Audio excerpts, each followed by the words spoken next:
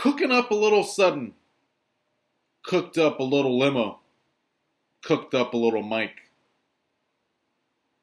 How much do you say? 208.46 points to 89.74. That's a lot of fucking points you lost to, boy. And that's karma. You don't beat the commish, and you don't talk shit when you finally beat the commish. I'm getting rattled up. It's me and the commissioner are like this. And it hurt me when you beat him. It hurt me a lot. But you know what felt good? Was your shitty team shit in the bed like it should have last week. But this week, Delaney Walker had 0.00 points. Old man Fitzgerald had 1.70. Your pride and joy Cooper Kupp, 8. And your MVP you call Patrick Mahomes fell victim at 9.74. Enough of this loser talk. The real thing is cooking up a little sudden.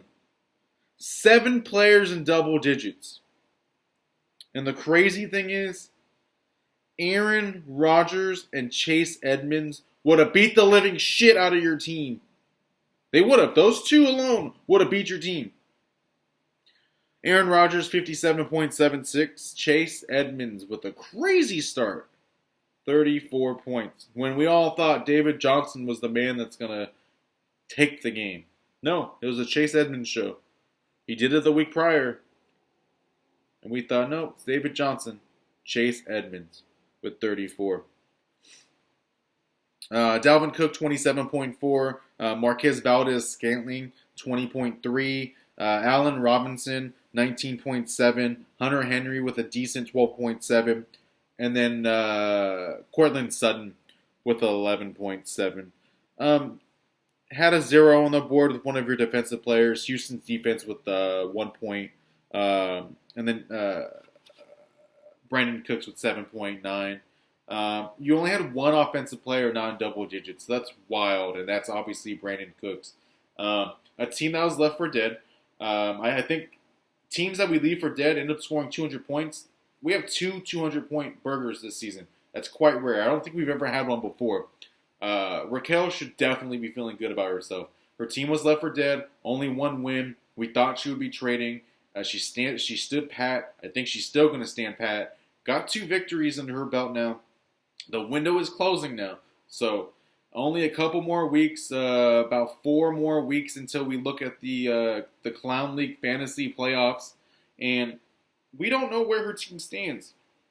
But what we do know is she's only about 2 games out of the playoff hunt right now. So definitely when you get a 200 burger at a time where you think that you should be selling, it's definitely refreshing.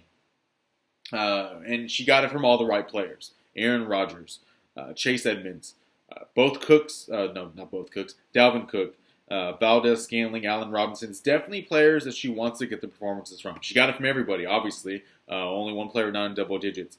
Limo riding, on the other hand, it's just, I never thought this team was strong. Had a great victory last week. But this week, it's very flat-footed. 89 points. I mean, obviously, you can't do anything about the 208 points that was scored against you. But a better performance moving forward, 3 players in double digits, and 2 of those players are your offensive end. And then just tons of disappointing performances. Especially when you have somebody like Jared Goff going off against the Falcons, and your pride and joy Cooper Kupp isn't doing anything. It's definitely frustrating. And it's just sitting at 3-4. Hopefully this team can make a better push moving forward. Definitely needs to grab a victory next week. That's for damn sure. Obviously, we don't have our picks from Vegas. We left those over in Los Angeles, and we let those burn. We set a memorial for 4th down and bitches loss. we want to scrub all the bad juju away. We will take a look at next week's matchups. When we take a look at next week's matchups, we have fourth down and bitches going up against no fat chicks. I think this is one of the good matchups of the week. It's going to be very close. I think fourth down and bitches definitely boosted up his team, getting that quarterback play. No fat chicks definitely got the team rolling in the right direction. Advantage is going to go over to fourth down and bitches. Cooking up a little Sutton, going up against Mr. Incognito. We're going to ride the wave here. We're going for cooking up a little Sutton. We're rooting for her. I'm rooting for her. She doesn't fail to make the playoffs. She knows what she's doing. And I think you ride the momentum. This is Cooking's time. Bukaki against Limo Ride, Jeff Line, son of a gun. I think Bukaki's just going to all over the upholstery. Just going to ride over the Bukaki all over the seats, all over the steering wheel. It's just going to be all over the place, like all over the place on Limo Riding. El Jefe against the MI Thielens. Might be a little bit too late for El Jefe. But don't forget, he did boost up his team by not doing anything. He gets the bye weeks over with, so he gets Cleveland Browns back. Emmanuel Sanders and Mohamed Sanu, they didn't do anything. They got traded, and now his team's better. But MI Thielen just fucking knows how to win. Everything just goes right. Like the fantasy, this is his year until he makes the playoffs, and he fucks that up. But we're going to go for MI Thielen's on this one. Speeding Bullets going up against the Elite. This is obviously Speeding Bullets. If Speeding Bullets loses, this is definitely like, don't even set your lineup anymore. The Power Game going up against Boo Boo. It just sucks how the matchups work its way around, right? So Team Boo Boo is going to grab this victory, and watch, like, he beats all the teams he shouldn't beat, and he's going to lose to the team he should beat. Like, that's how it works out all the time, right? That's how I feel like it always works out. And then we take a look at the matchup of the week. We have Trash Season going up against Pop. The records don't indicate this is the matchup of the week. If we looked at the matchups, obviously we would want to say that it's a trash season, not trash season. No fat chicks and fourth down and bitches. Like that would say that's the matchup of the week. But I think when we look at the point totals and what Pop's team is capable of doing, I think advantage goes over to Pop on this. I mean, as far as what he's capable of doing, I'm not saying I'm giving the advantage to anybody. We look at the quarterback play. We have Josh Allen or Kyler Murray going up against Matt Ryan and Kirk Cousins. I think the quarterback play is going over to Matt Ryan and Kirk Cousins on this one. Wide receiver play, we look at D-Hop. We look at Ridley. We look at Diggs going up against John Brown, Keenan Allen, and we're going to say Marquise Brown. We're going to say Marquise Brown on this one. I don't have the correct stats. I have Robert Woods on my stat sheet right now. But regardless of who his wide receiver play is, I'm going to give that over to Pop on this one. D-Hop, Ridley, and Diggs, like that's a solid 3. He's gotten the performance from Diggs. He just hasn't gotten it from anybody else, which is kind of odd. D-Hop's having an off year for him.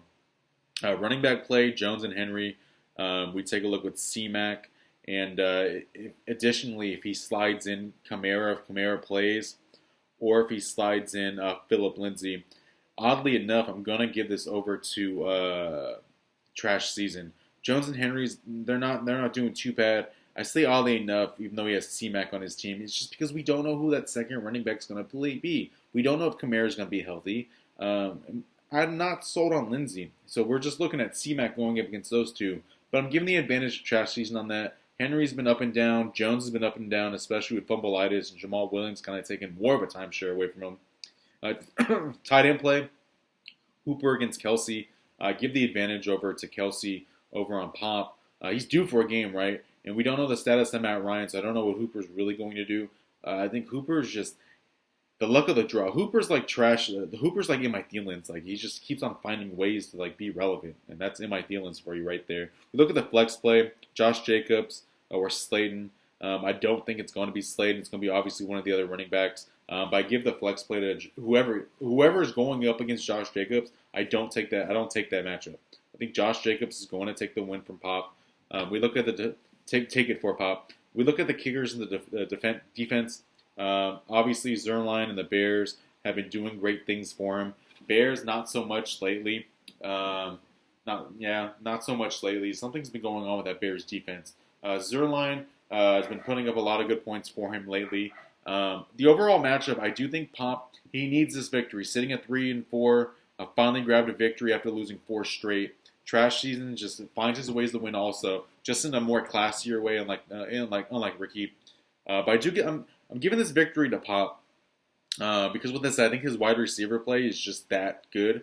It also depends if Kamara is going to play. Even if he starts Kamara and Lindsey, I don't think Lindsey's going to be that much of an impact. I think Kamara is going to be the deal breaker if he can get his way onto the field moving forward next week. I don't think he will though. Regardless, I think he has enough firepower to block that with Jones, Henry, Jacobs. It also depends what C-Mac can do on the field against a stellar Niners defense. But regardless, I'm giving the win a Pop. I think it's going to be a great matchup. It's not a matchup that Trash Season necessarily needs to win. I think he puts him far higher on the pedestal if he can grab that victory. But I'm going with Pop on this one. Lastly, we take a look at our power rankings. 14-1. So number 14, the power game sitting at 1-5. Nothing special on that one. His team is just not doing anything good. Number 13, the Elite, sitting at I believe 3-4 at the moment. We know what this team is going to. It's not going to be a good team. Put up 69 points last week. This team is not going to be a good team. Number 12, limo riding jet flying son of a gun. I don't know who's riding this limo anymore because I don't think this team is any better than a power game or the Elite. It's just the record's a little bit better. He needs to get his shit together. A team that needs to make some moves to booster up this team. But this GM, the GM of limo riding jet flying son of a gun, is just a cheapskate. Does not want to make moves. Doesn't want to pay these players. There's nothing we can do.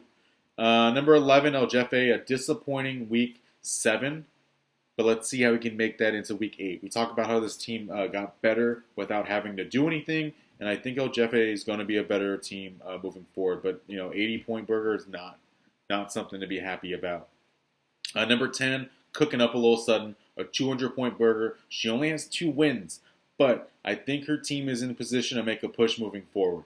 200 points is nothing to scuff at. But she's not selling. She's buying. And I think that says a lot about what she thinks about her team. Number 19, Boo Boo. I think a very highly rated team, Boo Boo, at 4-3. I think a very highly overrated team. But unfortunately, this team's going to be sitting at 5-3 after the matchup game is in his favor against the power game. Number 9, Mr. Incognito. Very flat-footed week last week. Smart move, though. He did make a trade. He acquired Alvin Kamara, then he traded him, and he got his money back. I think this guy needs to have a huge 24 hours and make a couple of moves to booster up this team. Don't know how I feel about him. Number 7 is Mr. Incognito. Actually, number 8 is Pop. This man did grab a victory last week. Finally grabbed a victory after losing 4 straight matchups. He's in a prime position now. He's got a big matchup against Trash Season. We'll see how this team can perform moving forward. I think he has the right puzzle pieces. He did acquire Josh Jacobs. It didn't cost him a lot. We'll see with this matchup. This matchup is a huge matchup for me. He needs to win this one. Number 6, Speeding Bullets. Tough loss. Flat-footed. But I think it's an anomaly. He did win 3 straight.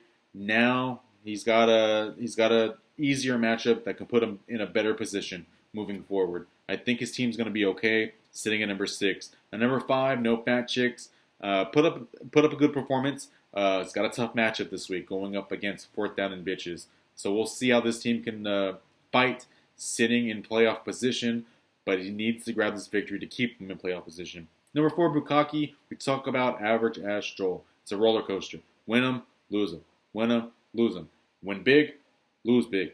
Tough loss against the Mike Thielens. It's very frustrating if I'm Bukaki. But sitting at 3 in the middle of the pack. Number 2 is in Mike Thielens. Lucky ass Ricky. That's the motto for him right now. And he finds ways to win. So, sitting at 2, sitting at 5-2, sitting in prime position. And then number 1, Trash Season. Lost last week. Lost 2 weeks ago to Bukaki. Found his way to win this week. I think he's all right. Don't worry about it. With that said, I am Connor Joe. This is Hard Hits. And we are out of episode 8.